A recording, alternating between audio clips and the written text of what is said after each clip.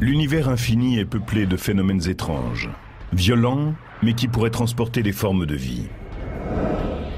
Imaginez des portails cosmiques où les objets disparaîtraient, d'où ils seraient éjectés, ou bien s'échapperaient vers d'autres dimensions de l'espace ou du temps.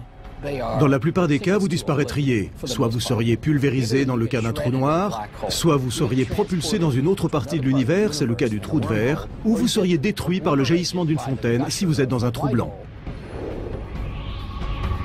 Les scientifiques recherchent ces trous noirs, ces trous blancs et ces trous de verre qui naissent dans l'espace. Mais sont-ils des inventions de l'imagination ou un fait scientifique ?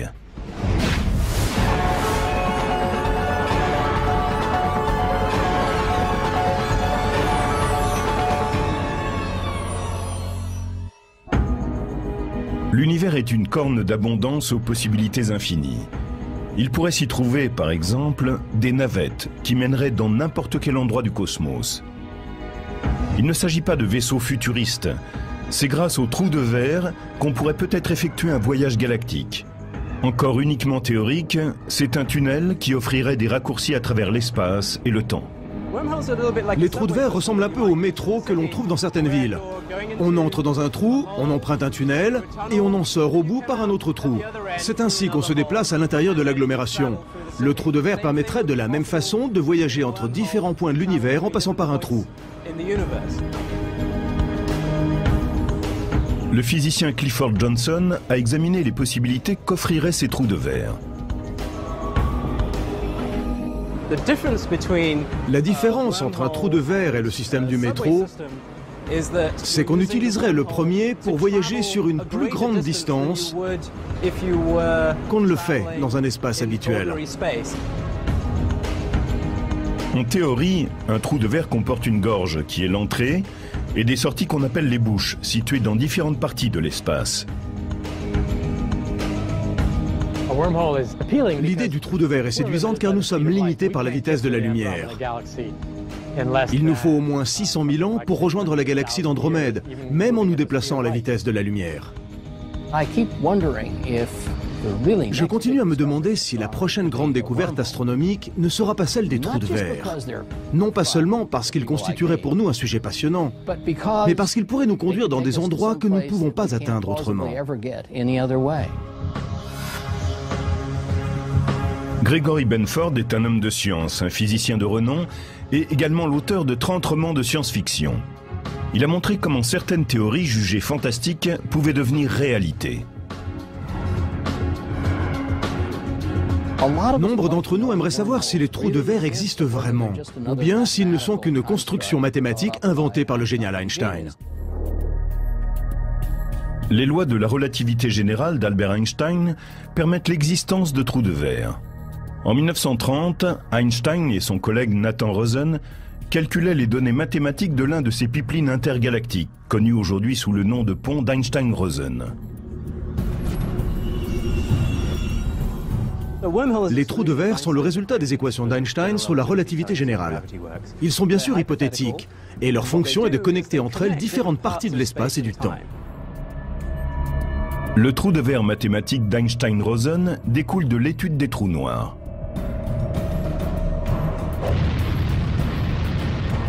Un trou noir est une région de l'espace où le champ gravitationnel est très intense, si intense que les objets qui s'en approchent de trop près n'ont aucun moyen de lui échapper.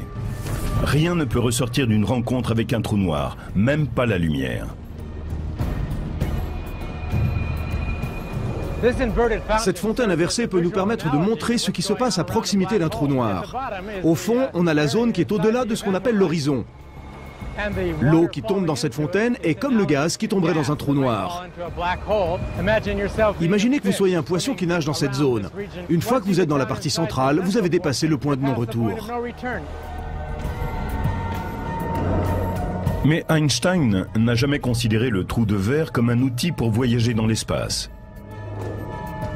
En théorie, à un certain moment, l'objet se forme, s'ouvre brièvement puis se referme hermétiquement.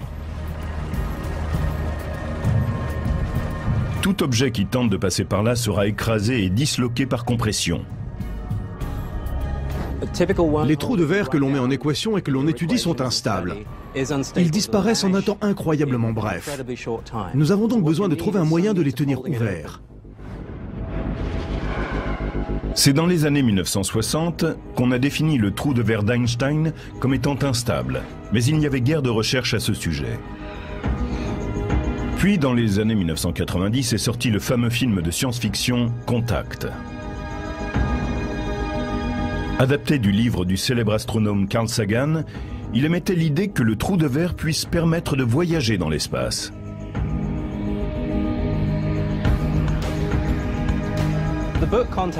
Le livre Contact ainsi que le film ont été une bonne chose. Il s'agissait d'une fiction qui rendait accessible à tous le concept du trou de verre. C'était une façon agréable d'y intéresser de nouveau le grand public. C'était une idée tirée par les cheveux que la plupart des physiciens ne prenaient pas au sérieux, jusqu'à ce que Carl Sagan décide d'écrire ce livre de façon aussi réaliste que possible. Depuis, les scientifiques qui étudient de façon théorique les lois de la relativité générale d'Einstein ont réfléchi au voyage par les trous de verre. Les scientifiques ont commencé à enquêter sur l'existence de trous de verre différents de ceux d'Einstein et qui seraient traversables. Mais ceux-ci auraient besoin d'un élément qui les empêche de se refermer. On veut stabiliser le trou de verre, on ne veut pas qu'il se détruise. On veut le garder ouvert. Pour cela, il faut un élément nouveau qu'on appelle la matière exotique ou négative. Nous n'avons encore jamais vu de matière négative. Elle aurait des propriétés antigravitationnelles. Et si nous en trouvons un jour, ce sera peut-être la clé pour stabiliser un trou de verre. L'idée d'un trou de verre qu'on pourrait traverser a captivé les amateurs de science-fiction. Elle a aussi relancé les études sur ce sujet dans la communauté scientifique. L'idée d'un trou de verre traversable a fait sensation. Cela voudrait dire qu'il serait peut-être un jour possible, d'un point de vue physique, de construire un système de métro vers une autre galaxie. Le terme trou de verre est venu en comparant le phénomène avec une pomme. Admettons que vous vouliez aller d'un côté de cette pomme à l'autre. Si vous êtes un ver, vous pouvez grignoter, faire votre chemin dans le corps de la pomme, creuser un petit tunnel et ressortir de l'autre côté, c'est le plus court. Mais contrairement au ver qui se déplace dans la pomme et ressort tranquillement de l'autre côté, nous ne saurions pas quel danger nous attend à l'autre bout du trou de verre. Le trou de verre pourrait déboucher sur une zone très dangereuse de l'univers, peuplée de phénomènes inconnus. On pourrait même arriver au cœur d'une étoile. Si nous découvrons un trou de verre et qu'il soit assez proche pour que nous puissions l'atteindre, nous enverrons certainement d'abord des sondes automatisées dont nous programmerons le retour. Nous les mettrons peut-être sur un câble, au cas où il se produirait un accident qui les empêche de revenir par leurs propres moyens. Les physiciens n'ont aucune idée de la façon dont un trou de verre apparaît naturellement dans notre univers. Mais peuvent-ils être créés artificiellement? Une possibilité sur laquelle travaillent les physiciens et qui permettrait de construire des trous de verre, ce serait de les faire exploser à partir de ce qui est considéré comme le tissu de l'espace-temps et qui contiendrait peut-être de minuscules trous de verre, naissant et quittant l'existence en raison des lois de la mécanique quantique. Les spécialistes ont émis une hypothèse. Les trous de verre traversables pourraient être sculptés à partir de la mousse quantique, une structure subatomique semblable à une bulle qui existerait partout dans l'univers à une échelle des milliers de milliards de fois plus petite que le noyau d'un atome. Dans le principe, c'est ainsi qu'il faudrait faire. Mais c'est complètement impossible à partir des technologies dont nous disposons à l'heure actuelle. Au cas où l'on arriverait à en découvrir ou à en créer un, les spécialistes ont déjà envisagé une autre utilisation du trou de verre. Pourrait-il transporter des touristes galactiques dans le temps, aussi bien que dans différentes régions de l'espace? Pour créer une machine à explorer le temps ou un trou de verre qui nous emmènerait dans une galaxie lointaine, il faudrait disposer des outils d'une civilisation qui aurait peut-être des millions d'années d'avance sur nous. Au cinéma, les machines à explorer le temps épatent le public depuis plus de 50 ans. Messieurs, Je parle de voyager dans le temps grâce à une machine construite à cet effet. Mais pourrait-on se servir d'un trou de verre pour ce type de voyage? Le trou de verre peut permettre certaines choses, comme aller dans une autre galaxie en mettant simplement un pied dedans, ou même se déplacer dans le temps. Mais en tant que machine à explorer le temps, les trous de verre posent des questions troublantes. Dans un lointain futur, des terriens seront-ils en mesure de voyager dans le passé et peut-être même de changer l'histoire?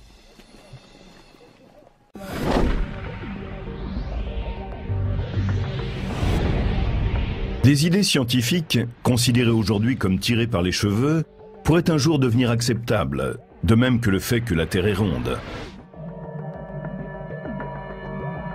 Les lois de la physique ne sont pas incompatibles avec l'existence de trous de verre, ces tunnels qui permettraient des incursions dans l'espace aussi bien que dans le temps. Ainsi, ces systèmes de métro cosmiques pourraient-ils être également conçus comme des machines à explorer le temps?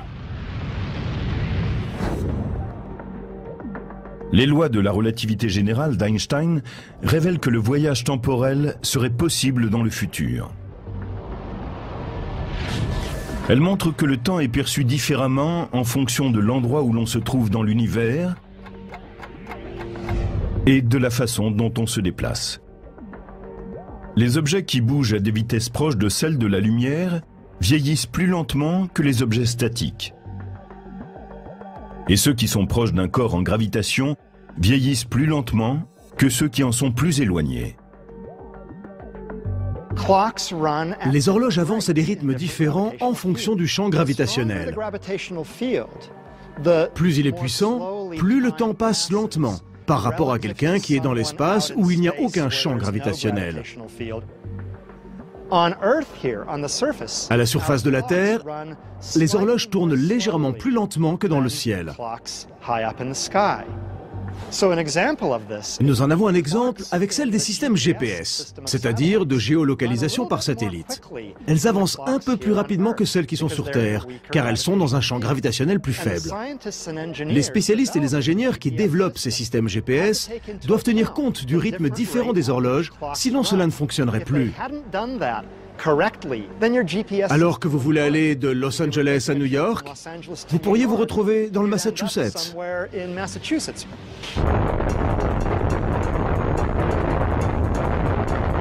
Le voyage dans le futur a été testé à l'aide d'horloges atomiques de très haute précision. Les scientifiques ont placé une horloge au sol et une autre dans une fusée au-dessus de la Terre. Ils ont comparé la marche des deux mécanismes par des signaux radio entre la fusée et le sol. L'horloge dans la fusée avançait plus vite. Sur la Terre, mon horloge avance plus lentement si on la compare à une autre qui serait dans un vaisseau quelque part loin d'ici. Les passagers de ce vaisseau vont donc aller plus rapidement dans le futur. Les physiciens étudient la possibilité, grâce au trou de verre, de voyager vers le futur, mais aussi vers le passé. S'il existait un trou de verre dont une issue serait proche de la Terre et l'autre au centre de notre galaxie, la vitesse à laquelle le temps s'écoule serait différente à chaque extrémité comparée à l'univers extérieur.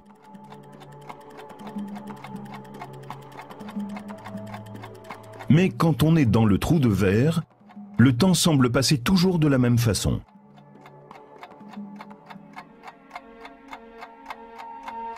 Cette différence de vitesse entre l'extérieur et le trou de verre transformerait celui-ci en machine à explorer le temps.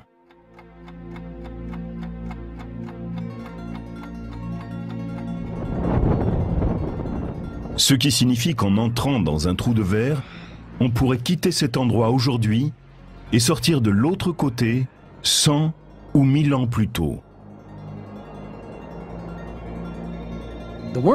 Le trou de verre peut permettre d'aller dans une autre galaxie.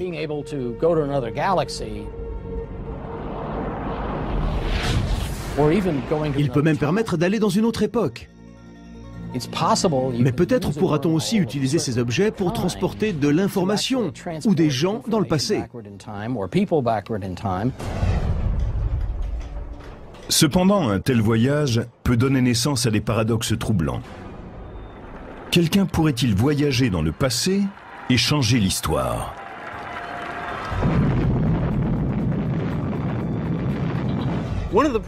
Un des problèmes du voyage dans le passé, c'est qu'il produit un certain nombre de paradoxes. Le plus célèbre est le paradoxe du grand-père.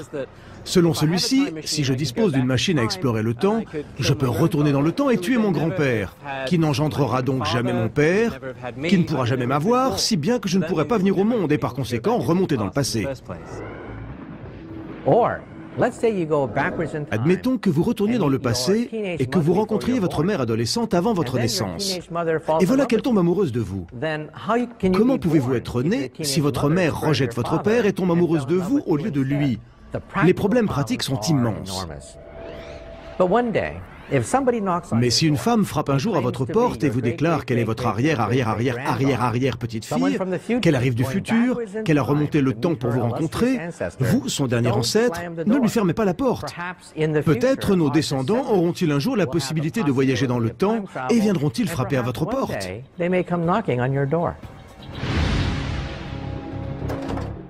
Le voyage dans le passé a donné naissance à de nombreux scénarios de science-fiction.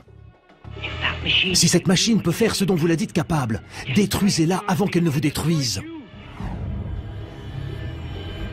Si les lois de la physique ne s'opposent pas à l'existence des trous de verre, comment faire avec le risque de changer l'histoire ? Il serait possible que les lois de la physique nous permettent de remonter assez loin dans le temps pour arriver à un univers cohérent en soi, et qu'ainsi, l'histoire ne soit pas influençable, qu'on ne puisse retourner en arrière ni changer les événements, ce qui éviterait des paradoxes, comme celui du grand-père. Pour l'instant, ces voyages dans le futur comme dans le passé restent en suspens. Certains spécialistes pensent que toute tentative de créer une machine à explorer le temps détruirait le trou de verre. Ce qui se passe quand on essaie de transformer un trou de verre en machine à explorer le temps, c'est que dès que l'on relie des époques différentes, il se produit des radiations tellement intenses qu'elles détruisent le trou de verre et qu'il n'est plus possible de continuer l'opération. C'est peut-être un signe, une protection de la nature contre la tentation d'utiliser les lois de la physique pour produire des paradoxes et des phénomènes aussi étranges que ceux qu'induirait une machine à explorer le temps. Il paraît incertain que nous puissions voyager dans un trou de verre, car il faut savoir qu'il se passerait des choses très désagréables au cours de l'expérience. Vous seriez tout d'un coup transformé en une grosse boule de gaz, car les forces gravitationnelles qui soutiennent le trou de verre sont vraisemblablement assez intenses.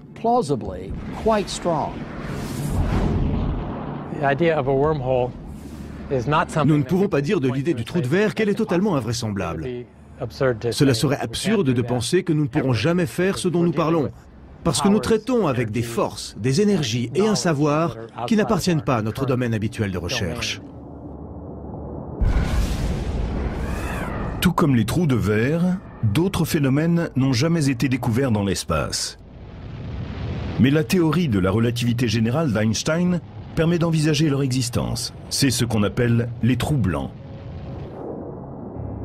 On dit qu'un trou noir est un objet dans lequel les choses tombent et disparaissent, un peu comme dans le trou d'un évier. Un trou blanc fait le contraire, les choses en sortent, un peu comme dans une fontaine. Un trou blanc est comme une licorne, un animal exotique que personne n'a jamais vu. Un trou blanc est très similaire à un trou noir, sauf qu'il fonctionne à l'inverse. Pensez à une cassette vidéo qu'on enroule en marche arrière. Au lieu que la matière tombe au-delà de l'horizon du trou et ne puisse jamais en sortir, ici la matière tombe à l'extérieur. C'est donc le contraire, l'inverse du trou noir. Aujourd'hui, on a compris qu'en effet, on trouvait des trous noirs dans l'univers. Et l'on se demande si c'est la même chose pour les trous blancs. Par exemple, quand on a découvert des quasars pour la première fois, on pensait que c'était des trous blancs. Pourquoi? Parce qu'ils semblaient produire une énorme quantité d'énergie. Nous savons maintenant que ce n'est pas le cas. Ce sont les trous noirs qui apportent aux quasars cette puissance. Il y a une école de pensée qui dit « Tout ce qui peut exister existe forcément quelque part. Si nous adoptons cette façon de voir, alors nous devons admettre que les trous blancs pourraient exister quelque part. Si la nature a créé des trous blancs, les physiciens pensent qu'ils pourraient avoir été un élément important dans les premières étapes de l'univers, peut-être même dans sa formation.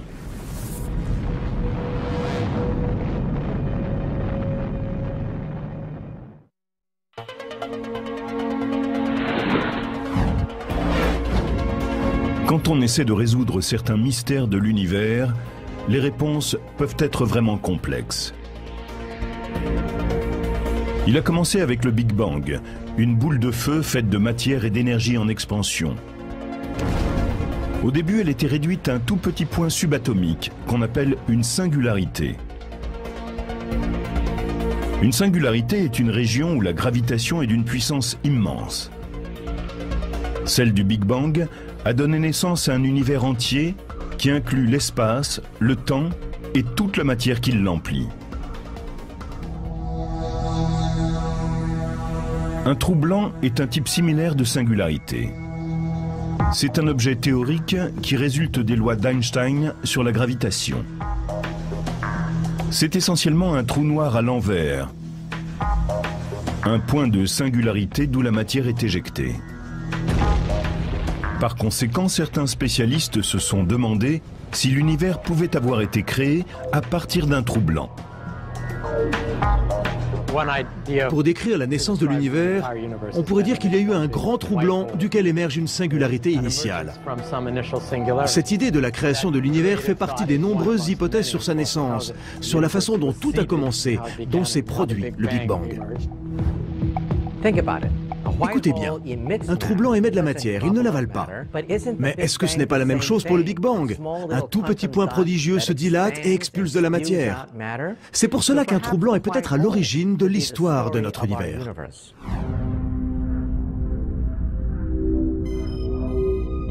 Le satellite WMAP de la NASA a mesuré le rayonnement laissé par la naissance de l'univers, la lueur primordiale. Les images de ce micro-ondes cosmique ont confirmé que l'univers a commencé avec une phase brève de croissance considérable, appelée inflation, qui a précédé sa phase régulière d'expansion.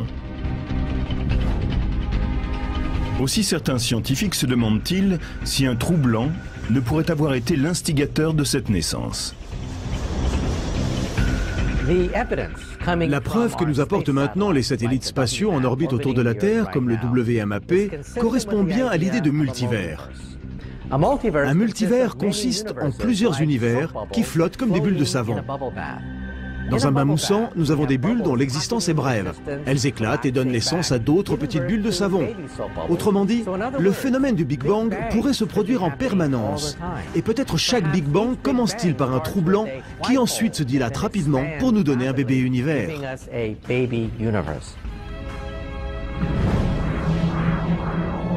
Cela ne prouve toujours pas l'existence de multiples univers, ni que des trous blancs en seraient à l'origine.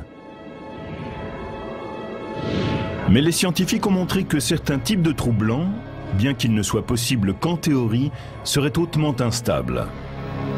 Ils ne survivraient pas très longtemps et se détruiraient pour former des trous noirs. Il est possible que ces trous blancs aient joué un rôle. Ils se seraient formés pour un temps très court, étant ensuite devenus instables, ils se seraient détruits. Au cours de cette période de formation, ils ont pu laisser une empreinte importante pour l'avenir de l'univers. Nous ne savons pas si c'est exact, mais c'est une possibilité. Les trous blancs sont la marque d'une imagination active, mais je ne pense pas qu'ils aient la moindre substance. Ce sont des objets entièrement théoriques. Cependant, les trous noirs l'étaient eux aussi autrefois.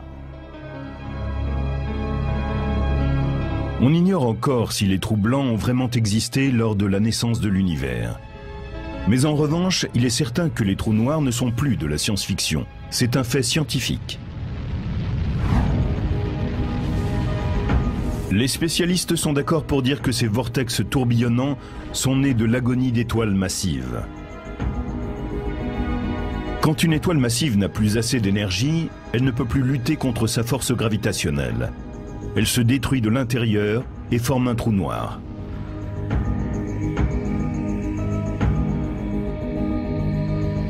Les trous noirs sont des fauteurs de troubles dans l'évolution de l'univers.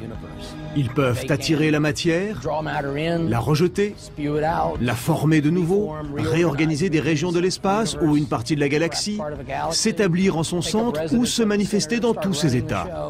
Ce sont des objets très costauds qui ne peuvent être arrêtés. Les trous noirs sont difficiles à détecter, justement parce qu'ils sont noirs. Mais on peut les observer quand ils sont en interaction avec un autre élément, comme du gaz qui tombe à l'intérieur et dont la chaleur produit des rayons X. Il y a des années, l'existence des trous noirs était considérée comme impossible. Nous avions l'habitude, dans le domaine de la physique, de voir nos collègues rire lorsque nous parlions de trous noirs. Mais nous en avons à présent des centaines et des milliers de photographies magnifiques.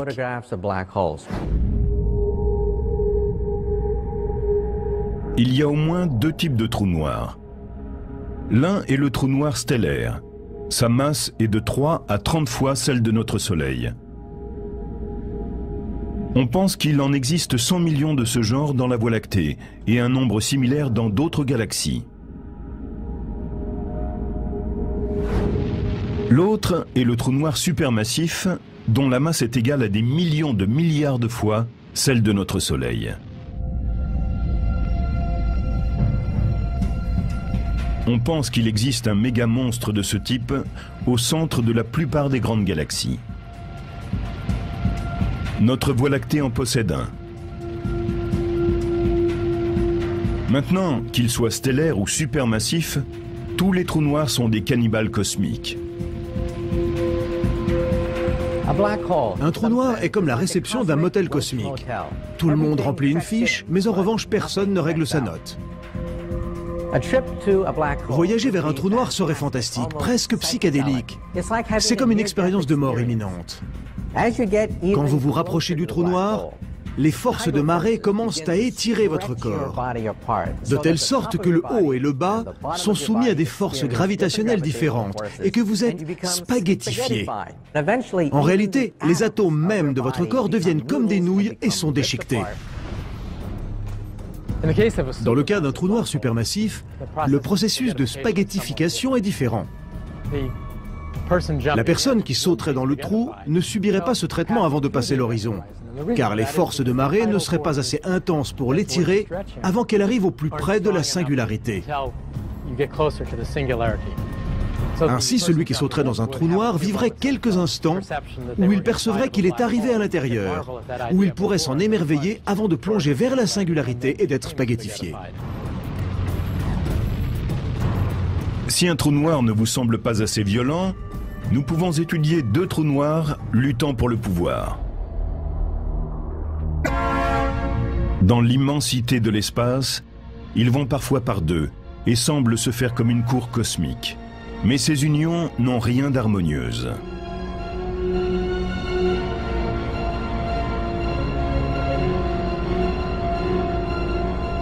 Quand deux trous noirs sont trop proches, ils se retrouvent pris au piège de la force de gravitation de leur partenaire. Ils sont en orbite l'un autour de l'autre, comme des derviches tourneurs. Ils peuvent alors être amenés à se cogner, puis à s'agréger. On pense que les collisions entre trous noirs sont assez fréquentes. Quand ils sont en orbite l'un autour de l'autre, ils pourraient être pris dans un mouvement de spirale et finir par se mélanger. Et ce nouvel objet créerait une énorme perturbation dans l'espace-temps. Si vous avez deux objets qui occupent un vaste espace et qu'ils se mélangent, cela va produire une onde qui va s'éloigner en emportant avec elle une forte énergie.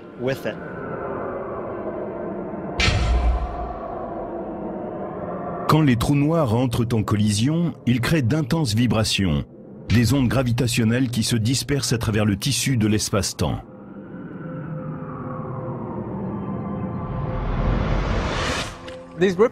Ces ondes ressembleraient à celles que vous avez sans doute déjà vues à la surface d'un étang.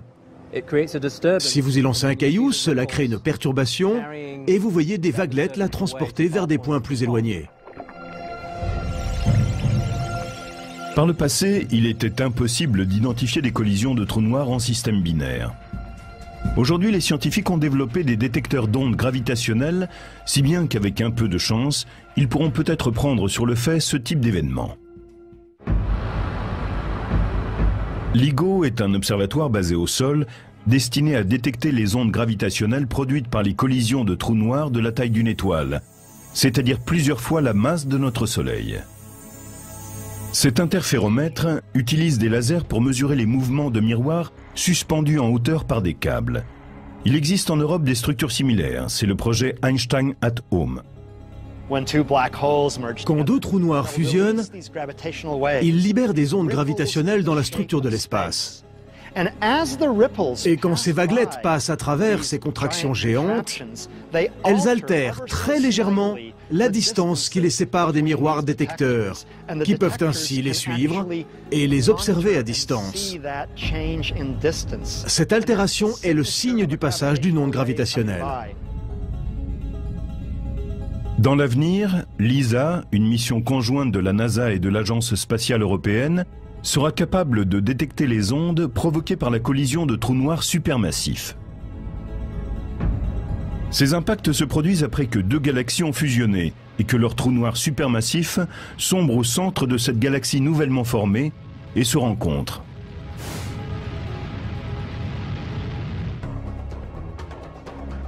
Si la collision de deux trous noirs supermassifs ne vous semble pas assez chaotique, essayons avec 3. En janvier 2007, des satellites américains et européens ont observé des triples trous noirs à 10 milliards d'années-lumière de la constellation de la Vierge. En fait, il s'agit de 3 quasars, des objets lumineux dont on pense qu'ils tirent leur énergie de trous noirs supermassifs situés au centre des galaxies. Les éléments de ce trio sont proches. Il n'y a guère entre eux que 100 000 à 150 000 années-lumière, ce qui représente la largeur de la Voie lactée. Selon toute probabilité, ils se seraient engagés dans une fusion conflictuelle. Prenons 3 grands trous noirs qui vont être rapprochés par le choc entre 2 immenses galaxies spirales ou elliptiques. À ce moment-là, c'est la mêlée générale. Et 2 d'entre eux vont tenter de gagner la partie pour éjecter le troisième. Les interactions gravitationnelles entre 3 corps peuvent mener à l'éjection de l'un des trous noirs supermassifs. Et on reste alors avec un binôme qui va finir par fusionner en un seul élément. Le trou noir supermassif est généralement éjecté à une telle vitesse qu'il ne peut pas emporter d'étoiles avec lui. Il devient alors un trou noir solitaire. Il s'éloigne seul.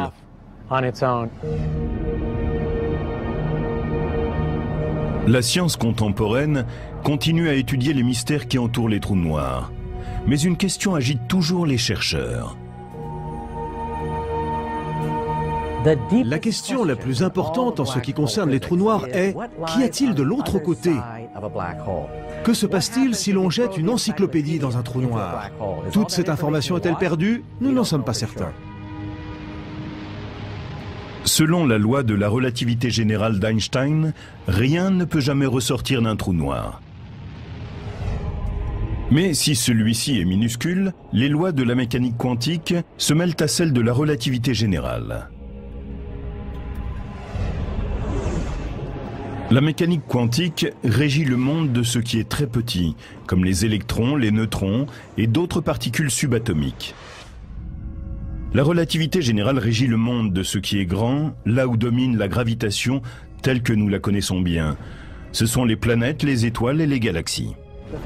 Quand on utilise la théorie quantique pour étudier les trous noirs, il en ressort qu'ils ne sont pas des objets complètement inertes qui ne feraient qu'aspirer les objets et dont rien ne sortirait. Ils irradient.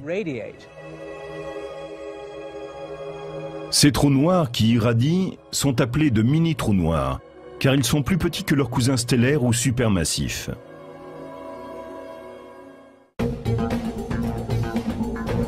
Le célèbre physicien Stephen Hawking a émis l'idée que si les mini-trous noirs existent, ils émettent sans doute un rayonnement qui a été nommé radiation Hawking. On pense que celui-ci pourrait provoquer l'évaporation et éventuellement la disparition d'un mini-trou noir. Hawking a fourni la preuve mathématique que lorsqu'un petit trou noir se forme puis s'évapore, Certaines informations n'en sortent jamais. Cette hypothèse surprenante a provoqué un tollé parmi les physiciens, car la théorie quantique insiste sur le fait qu'une information ne peut jamais être entièrement détruite. Le monde est séparé en deux camps. Ceux qui pensent que les calculs d'Hawking sont exacts et l'autre qui dit qu'ils ont besoin d'être affinés. La théorie des cordes, ainsi que d'autres, semble suggérer qu'en fait, l'information serait préservée. Simplement, elle ressortirait de façon très subtile. La question de ce qui arrive à l'information qui entre dans un trou noir n'est à mon avis pas encore résolue. Nous ne savons pas réellement ce qui arrive à toutes ces données, comme la composition chimique des objets, leur couleur, leur température, etc. Nous ne savons pas ce qui arrive à ces données.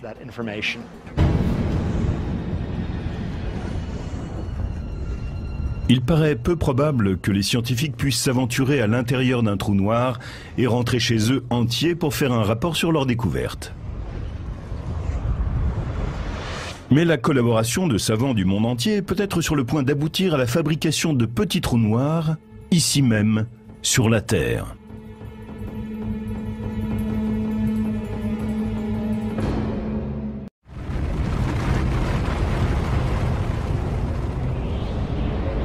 Aujourd'hui, les spécialistes repoussent les limites de la recherche cosmique. Si des trous noirs formés naturellement sont déjà des objets effrayants, que dire d'une usine qui en produirait? En Suisse, dans le laboratoire de physique du CERN, a été construit le Large Hadron Collider, ou Grand Collisionneur de Hadron, le système le plus vaste et le plus complexe qui ait jamais vu le jour. Il s'agit d'un accélérateur de particules de 27 km de long et qui pèse l'équivalent de 5 jumbo jets.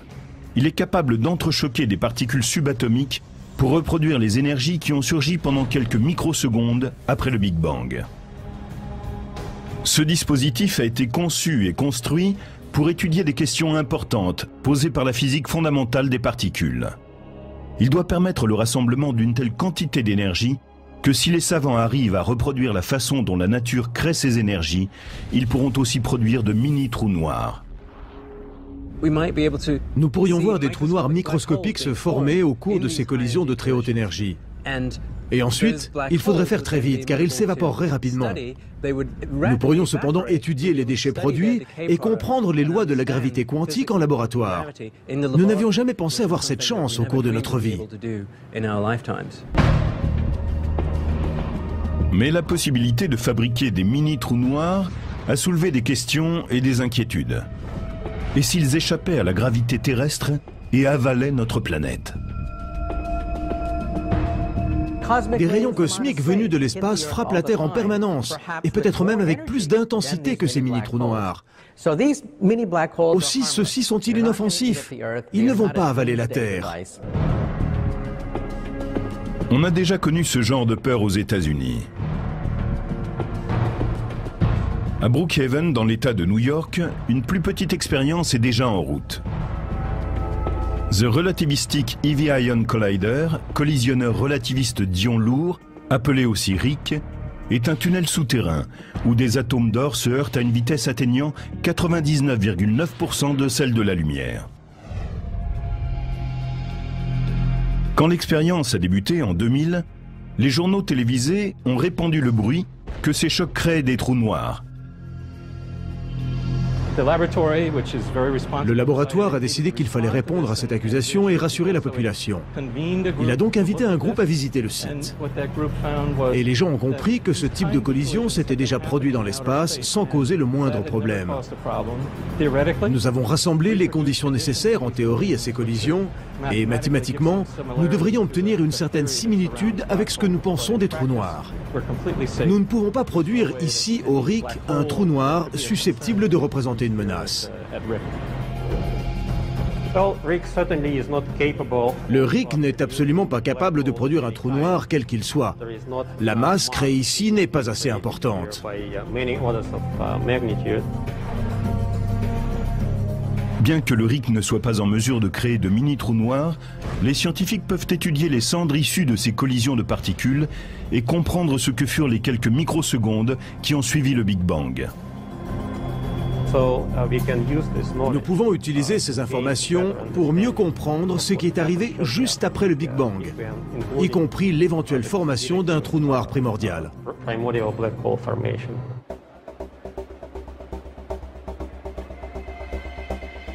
Ces expériences de collision de particules en Suisse et aux États-Unis ne peuvent pas créer des trous noirs qui mettraient en danger la vie sur Terre. Mais ils pourraient nous apprendre si l'information ressort d'un mini-trou noir et même comment l'univers a commencé.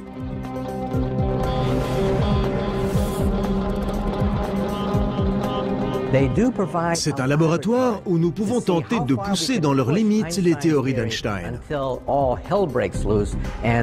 En effet, nous pensons que les mini-trous noirs pourraient nous permettre d'aller au-delà des travaux de ce savant génial.